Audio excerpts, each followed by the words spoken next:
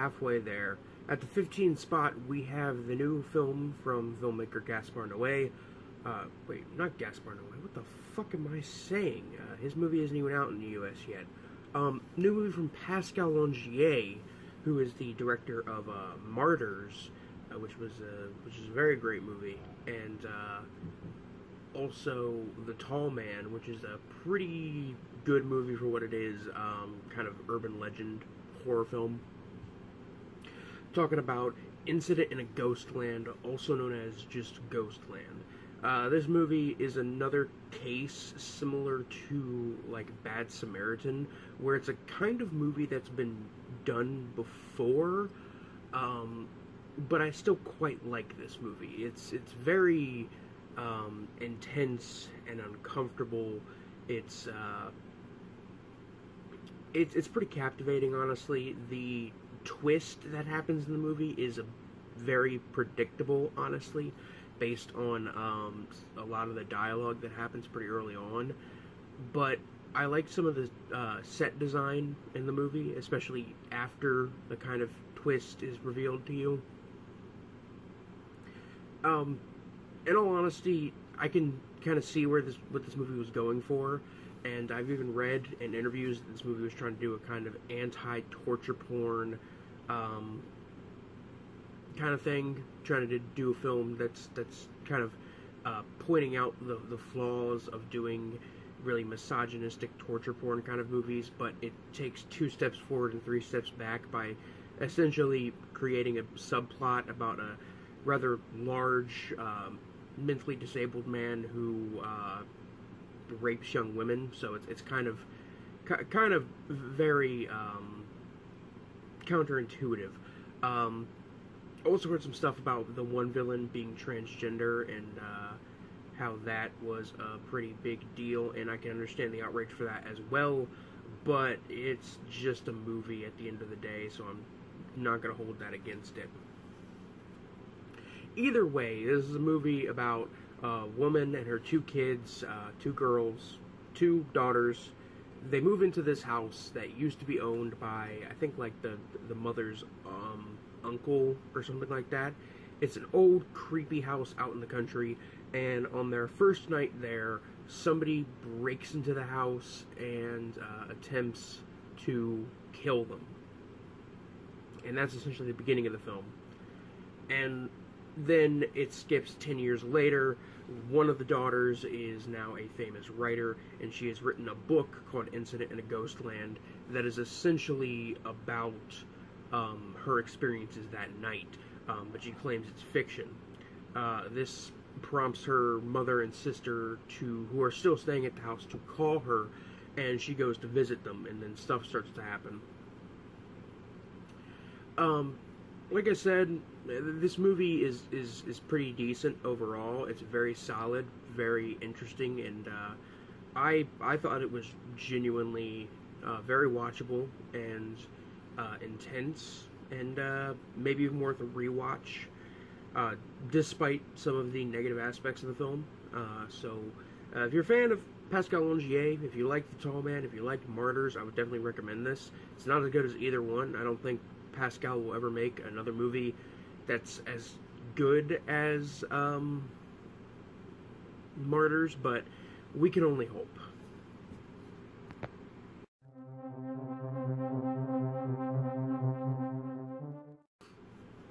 Ooh, at the 14th spot, we have Black Mirror Bandersnatch. Now, this is a Netflix original film that is essentially from the same kind of writers and production crew that make the anthology horror series Black Mirror.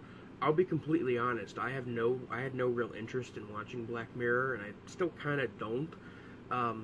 Mainly because I've heard a lot of just praise for the series from a lot of people, and that can be both good and bad. In some cases it can be good, and other cases it can be bad. When it comes to the horror genre, it's usually bad when I hear nothing but praise from everybody about it. But this is and I'm not very good at watching a series anyway, you know. Like, I've been trying to watch the entirety of the Twilight Zone for like the last fucking almost a year now, and I'm still not done because I'm very bad at sitting down and watching an episodic series. I'm much better at sitting and watching a movie. So when I heard that Bandersnatch was essentially just going to be a Black Mirror kind of esque movie, I was very interested. Essentially, this movie is about a young man attempting to create a video game based on a choose-your-own-adventure novel. And he's programming this game all by himself, and then he gets an offer from a game company to make it there, and from there on out, stuff starts to happen. Now, there's a gimmick with this movie, and I actually quite like this gimmick, and it does play into the choose-your-own-adventure kind of novel. Almost, I wanted to quote somebody I know who said something about it, nostalgia bait aspect of the movie, because I had heard some people say, like, the reason this movie focuses on 80s computer games and choose-your-own-adventure books is for the sake of nostalgia, and I guess, but essentially this movie has a series of choices you have to make for the characters along the way, and the choices you make guide you towards different endings. There are, like, I think 5 different actual endings, and then there are just dead ends you can reach based on making the wrong decision. I heard some people claim that this is very boring, uninteresting movie. I thought it was fairly captivating. It's far from perfect, but I thought it was very good. I feel like the choice gimmick of it is definitely something that could make it a very interesting movie to watch with a group. Oh god. I don't really know what to say, you know, because it's kind of hard. It's a hard movie to talk about because it is the choose-your-own-adventure kind of thing. I would just say check it out if it sounds interesting to you. It's pretty good, kind of psychological science fiction horror. I very much liked it, so, you know, I give it a solid recommendation. It's on Netflix.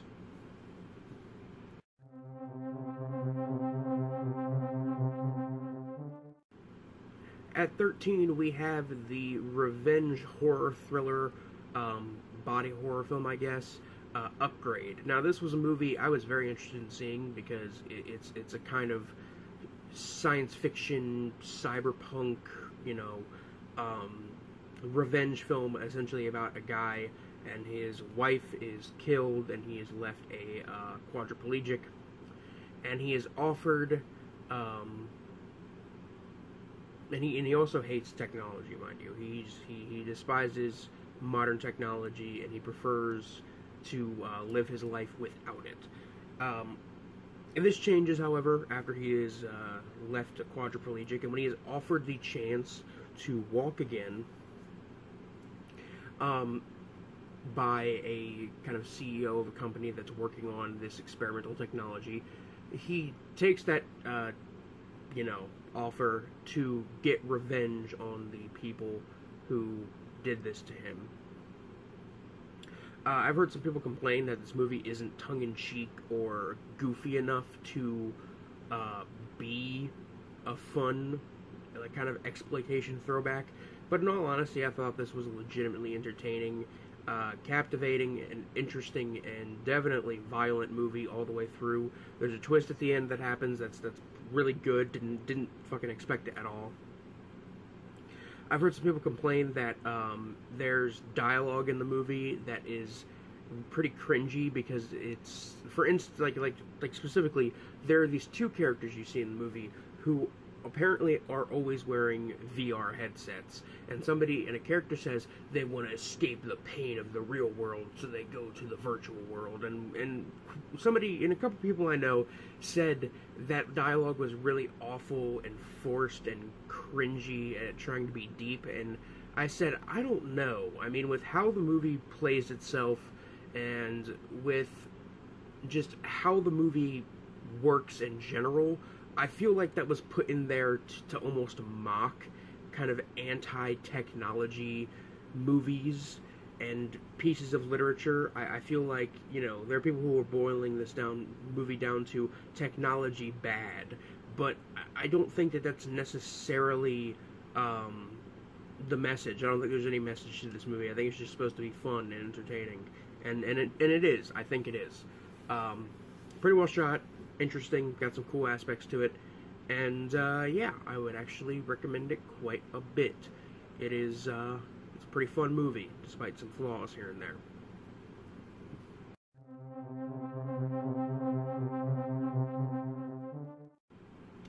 At the number 12 spot, we have Leprechaun Returns. Now, when I heard there was going to be another Leprechaun movie and it was going to be a sci-fi original, I was very, very weary of the project, because the last time they had done a Leprechaun sequel, prequel kind of reboot thing, it was Leprechaun Origins, which was a WWE production, and it was absolutely fucking awful, and it tramples upon everything that makes the Leprechaun movies good, or at least, you know, fun in the first place. With this new one, they couldn't get Warwick Davis back, which sucks, but I guess it's kind of understandable, considering he's, you know, from what I heard, he doesn't really want to do the role anymore, and I can respect that. So they got somebody else. The person they got isn't as good as Warwick Davis, but they're good enough, in my opinion.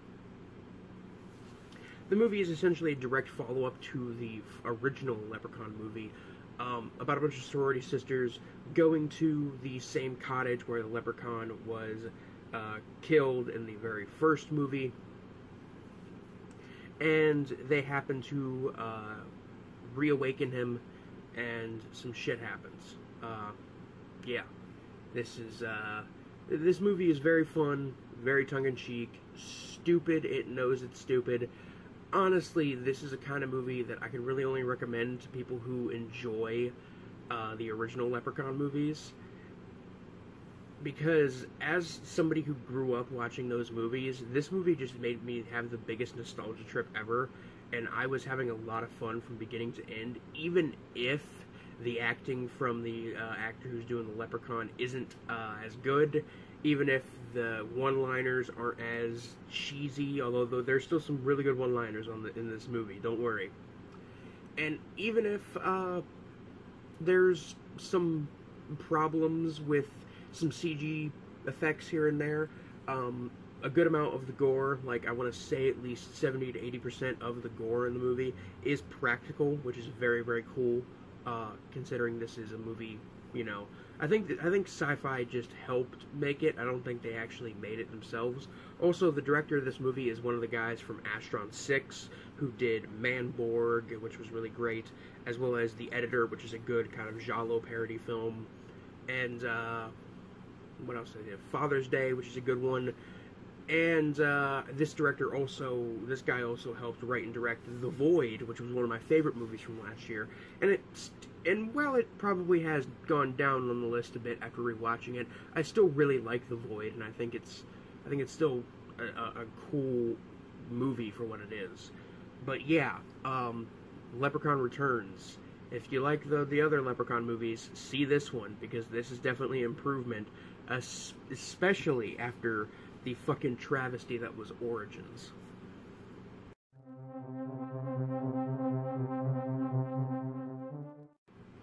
At the number 11 spot, we have the debut feature film from YouTuber and film critic Ralph Seppi, also known as Ralph the Movie Maker. We have his film Lover. This is a movie I was pretty hyped for. He's been working on this movie since he was like 18, and he's in his 20s now. Essentially, this is a movie about a man and a woman who fall in love after the kind of man, played by Ralph himself, is doing some stalker shit and finds out kind of this woman's regular routine.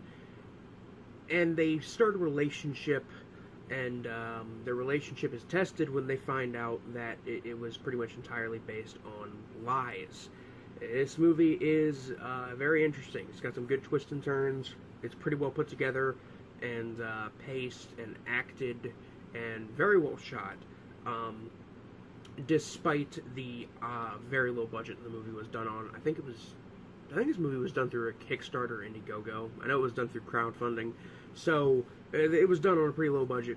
But Ralph, he did a great job on this, and you can rent this movie. I don't know if it's available to rent yet, but I know you can buy it on Vimeo. I actually did buy it on Vimeo. I think it'll be available to rent on Amazon Prime eventually, on Amazon Streaming eventually, so, you know, there's that. But, yeah, I don't really have much else to say about Lover. It's a very cool, kind of semi-art house horror thriller film, and definitely a bit of a sleeper hit that happened this year towards the end of the year.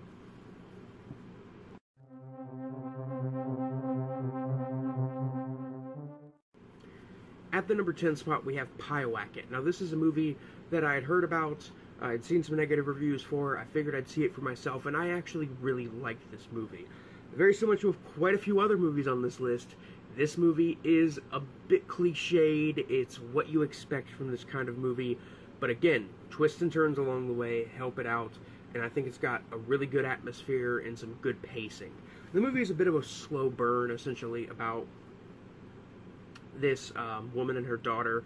They move out to this house out in the woods, and the daughter happens to hear about this legend involving a witch in the woods, and she does the ritual for it, and the witch starts to come after her and her mother. I haven't watched this one in a couple months, so if that's the wrong plot, I'm sorry, but it's just that's the gist of what the movie is about. Like I said, kind of cliche at times. I thought the ending was pretty surprising. Some people might expect it, some might not. But in all honesty, like, this movie was one that I really liked and found very interesting and entertaining and pretty damn creepy all the way through, despite there being some very serious problems with the movie. So, you know, there's that. Anyway, I think this movie is on, actually, it's on Hulu, too, so you can check it out there, pretty sure. But, yeah, at the what, like, number fucking...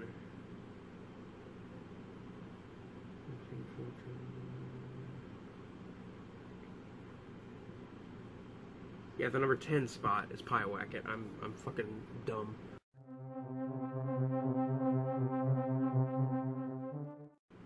At number 9, we have Hereditary, which was a big hype beast this year. A lot of people seem to love this movie.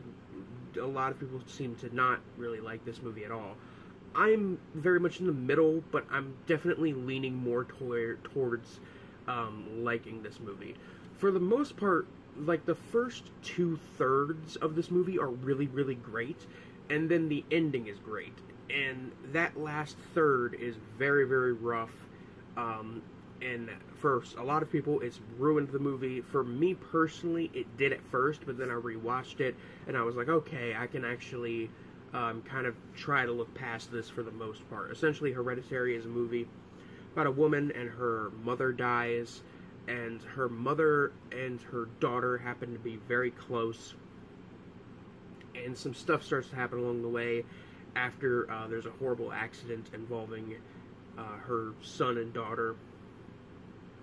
I don't really want to reveal too much about this movie, because that would definitely ruin the movie, because it's very well acted and well written, again, for the first 2/3. Then it takes a turn, and it's not very good after that point. Even if I can look past it, I still gotta complain. But the ending is really good, and I think they should have just gone for something a bit different with it. Still, very uncomfortable, creepy, unnerving movie for the first 2/3. Last third is shaky as hell. But I would highly recommend Hereditary. And considering this is a debut feature from the director, it's definitely not a bad place to start. I'm very interested in seeing what this director does next. I know he's working on another horror movie that I think might release this year or next year. Very interested in that one.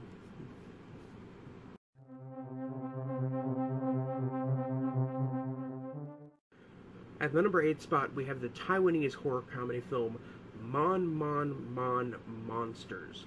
This is a movie I didn't expect to make it this high up on the list, but I thought it was actually a really great movie, despite some technical problems with some visual effects and maybe some of the writing. But essentially, this is a movie about a teenager, and he's bullied in high school by this group of kids, and when they all get in trouble for something, they end up having to do community service at a retirement home. There they happen to encounter and capture some kind of horrific inhuman monster, and they proceed to torture it, unaware that its mother is coming after them. This movie runs for nearly 2 hours, and I fell asleep the first time I watched it. Had to rewind it. Happy I rewinded it, because, man, is this movie pretty fucking good. Essentially, after they capture the monster and start to torture it, the movie becomes very similar to the zombie movie Dead Girl, if you've seen that one. I like the way the movie played out, and I like the characters. The main character, too, is especially sympathetic, because of how poorly he's treated by this group of bullies who end up doing community service with him and kind of take him in as their friend. But even though they take him in as a friend, they still treat him like shit. It's a violent, crazy, funny, enjoyable as hell monster movie, and there's a really great scene involving the monster getting on the bus, set to a cover of My Way by Frank Sinatra, and it's a good cover, and it's set to this scene of just people being slaughtered. It's very good. Honestly, this is a sleeper hit that I almost slept on myself, and I'm happy I didn't, because oh my god, was this movie really, really good. It's really good, and I'm actually kind of surprised it's getting a lot of negative reviews that it's getting.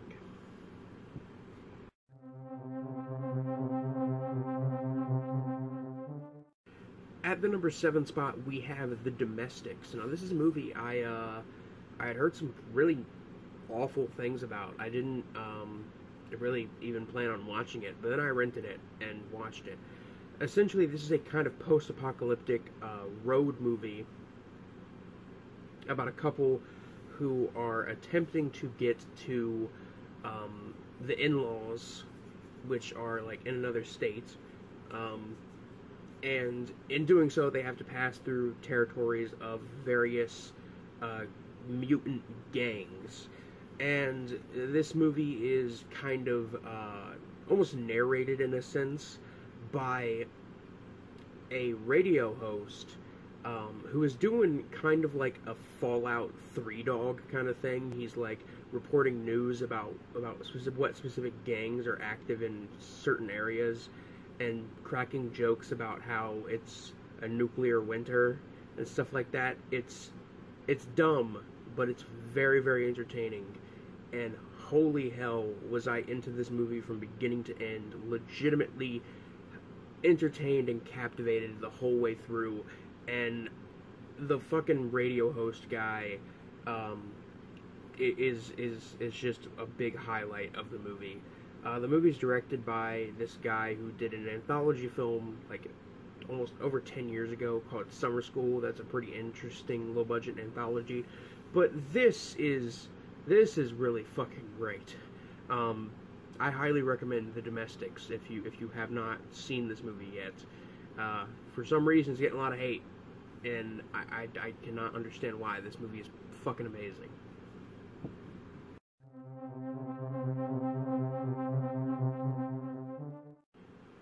At the number 6 spot, we have Dead American Woman. Now, technically, this movie was shot in like 2006 and had its premiere in like 2012, but it didn't get its release of the official director's cut of the actual final cut of the movie until this year, so I'm going to go ahead and count it. This is what I covered on my channel, so please refer to that review if you want to see more on this. But essentially, this is a movie about a woman who is murdered in a snuff film, and she rises from the grave to essentially get revenge on the people who did this to her. It's a very John Waters-esque, low-budget movie, distributed by Masker Video, and it is directed by the guy who directed Nurse Jill, which is one of my favorite movies from a few years back. This one's very different from Nurse Jill, but still very, very much worthwhile, and it's one I would recommend. But if you want to hear more cohesive thoughts on that, check out my review.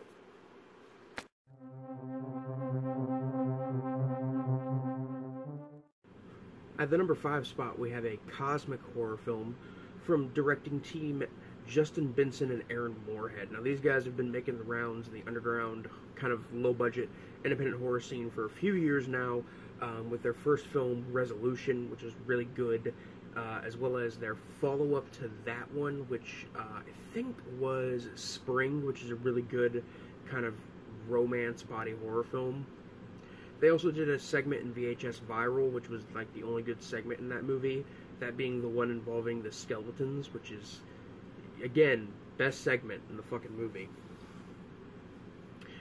And this year, they decided to do a kind of science fiction cosmic horror film, essentially about these two guys who are played by the writer and director, Aaron and Justin, who left this cult when they were very young because they heard that this cult that was going to commit mass suicide. They happened to receive a letter from the cult and a package from them, and they're all still alive.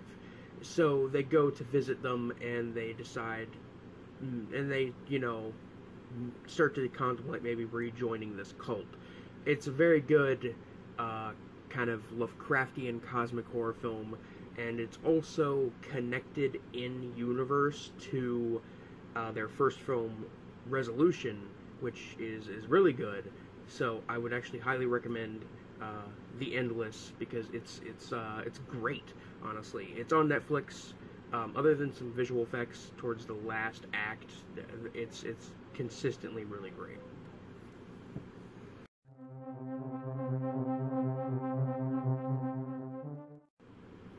Up next, we got the new film from Panos Cosmatos. This guy directed a movie 8 years ago called Beyond the Black Rainbow, which was very visually great, but not very well thought out. It doesn't flow very well as a movie. This is a great improvement. His film Mandy is a movie that a lot of people have been talking about, and I didn't review it mainly because a lot of people were talking about it. So here's my 2 cents. This is a really great, far from perfect, mind you. This isn't the greatest movie ever made or anything, but this is definitely one of the most interesting horror movies I've seen this year. It's very visual, very slow paced. It's got some good music, very great visuals. Nick Cage stars in it, and he is out on the top of his game, screaming like fucking crazy and slaughtering cult members. Essentially, it is about a guy whose his wife and or girlfriend Mandy is kidnapped by this cult and killed, and he goes to get revenge on them. The entire arc of the story involving the kidnap and murder of his girlfriend takes up the entire first hour and 15 minutes of the movie. I'm not joking. So I can tell you right now, this is a movie you gotta make some time for, especially if you think 2 hours is a long runtime. I personally don't.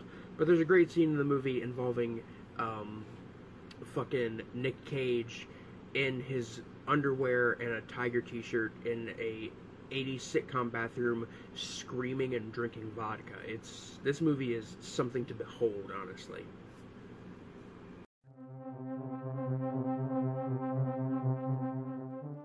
The next 2 on the list are movies I've talked about, so I'm just going to send you in the direction of the reviews. So, yeah.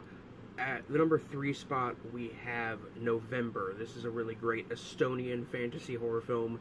Again, if you want to see my full thoughts on this movie, watch the review. I'll probably end up linking all these in the description or something like that. So, there's that. But this is basically a kind of dark fairy tale Estonian horror film about a love triangle forming between a werewolf, a young woman, and a noble woman. It's very weird and creepy, but very cool.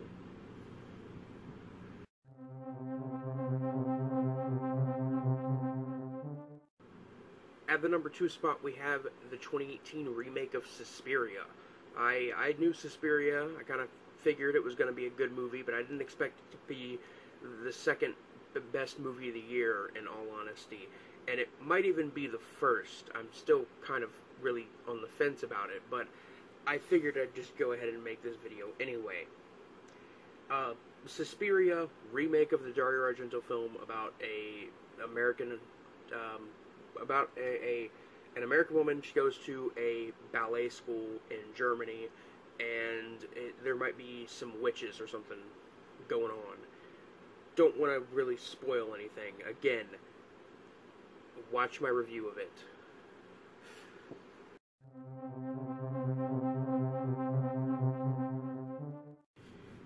At the number 1 spot, we have the Alex Gallard film, his second feature film after Ex Machina, Annihilation.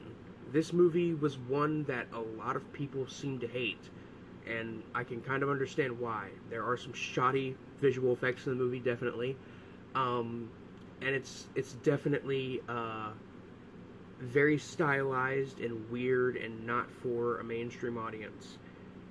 That being said, this is one of the best horror films of this year, and an absolutely amazing take on cosmic horror. This is basically a retelling of The Color Out of Space by H.P. Lovecraft. A meteor lands off the coast of, like, Maine, I think, and it causes this, I guess, kind of anomaly to happen, which is continuously growing, and within this kind of anomaly, there are weird mutations happening among plants and animals, and you can't get any radio signals out, nor can you get any radio signals in. They've sent people in before, and they have not returned. This is a great fear of the unknown, kind of mystery science fiction horror film. I've heard some complaints that the movie that doesn't know what it wants to be, because it swings consistently from being a kind of science fiction action film to a kind of artsy science fiction movie to a horror film, and I can definitely see those complaints, but I would think that in the situation that they're in, considering how these mutations are happening, and they're happening actually pretty almost beautifully in a way, I think that the shift in tone makes sense when you think about the mutations that are happening around, because these mutations result in creatures that are equally beautiful and horrifying. So you kind of have to get both spectrums of emotion and atmosphere. I thought this was a really good movie. I think it's like Natalie Portman who stars in this movie. I'm dead this morning. I'm sorry, guys, but good acting all around. I really like the ending to it, and this is based on a novel, which is part of a trilogy of books, and just watching this movie makes me want to read the books, because it seems very interesting, although I don't think the books will be as streamlined as the movies. I think it will be more focused on the explanation and everything. Either way, that's my number 1 movie of the year, is Annihilation. Go ahead and fucking sue me. I don't care. That movie was fucking amazing. And yeah, with that being said, that is my top 30 horror films of the year, and I look forward to doing this again at the beginning of 2020. Anyway, guys, this is Biscuit Boo Horror Reviews, signing off. Peace.